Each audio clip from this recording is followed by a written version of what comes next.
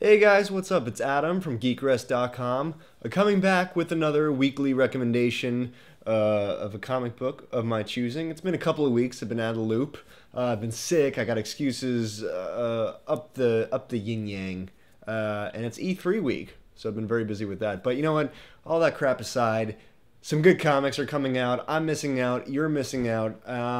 Maybe you're not. Maybe you're ahead of me on this, but nevertheless, I feel my opinion matters. So, my book of the week for the choosing, Harbinger number one. Harbinger number one. Oh my God. All right. Now, look, I hate the word fanboy, but if you're going to call me a fanboy about anything, it's Valiant Comics. You've seen me in videos talking about this crap before. I'm such a huge Valiant fan.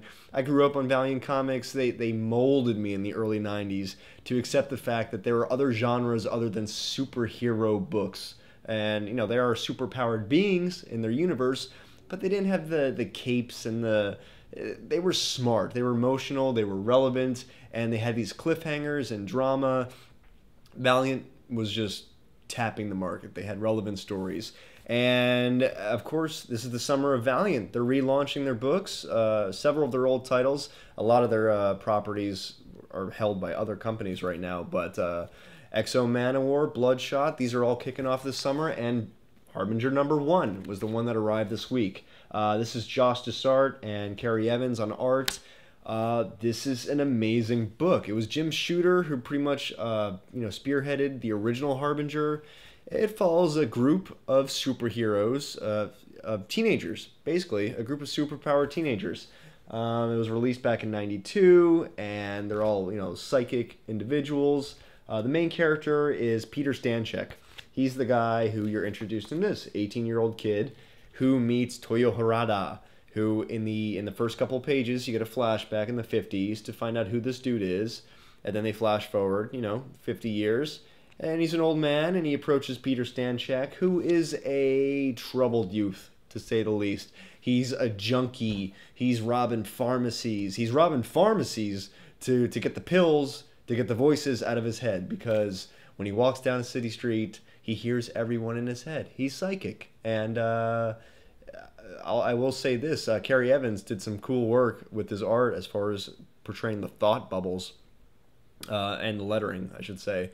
It was just very cool. They grounded these characters, whereas the first, I told you, I'm a fan. Valiant. This is my go-to Harbinger book from the early 90s, trade paperback. I got all the single issues back there. But the first issue here, back in the 90s, was action-packed. They threw you into the action. Here, when you're reading about Peter Stanchek, there isn't so much action. It's more of a character piece, which is exactly what it should be.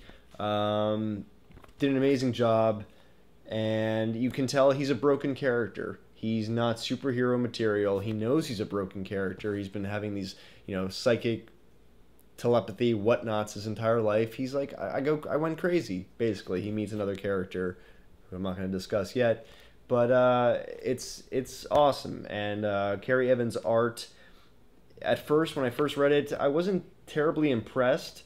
We got a couple pages of this at Free Comic Book Day, but you know what? The art sets the tone for the rest of the book, and for that I can appreciate it. Looks great.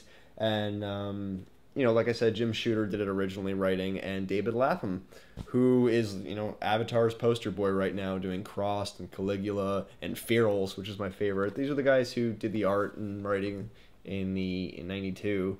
And you know what? They've taken the same characters and they're placed them in a modern setting. They've slowed the pace a little bit. Right now, this first issue, small characters, but big story. They're planting the seeds for a huge universe that's rich, it's detailed, and it's believable. So basically, this is everything that I want out of a first issue of a book.